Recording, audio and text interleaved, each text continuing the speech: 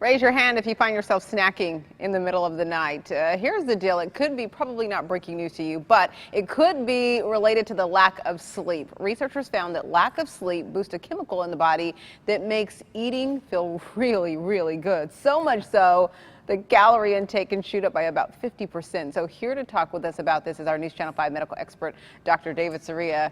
You know, you're getting a lot of groans out there right now. Don't call attention to my bad habit, but it's true. You don't get a lot of rest, and maybe you find yourself eating more. Yeah. Well, you know, it's interesting because this is the first time we've actually looked at a direct relationship between lack of sleep and one's desire for food. And we've talked about sleep or lack of sleep in the past, and we know it's all bad, right? I mean, we know it contributes to heart disease and diabetes and stroke and other things that are just not good for the body.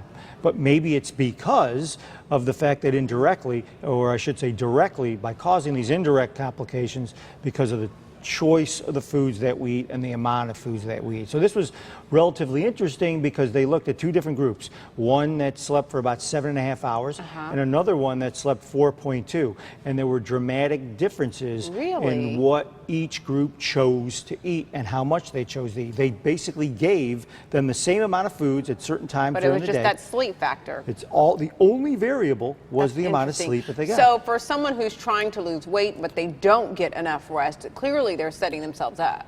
Well, they certainly are because, you know, look, when you're trying to lose weight, all the things need to line up, right? You need to eat right, which is difficult in and of itself.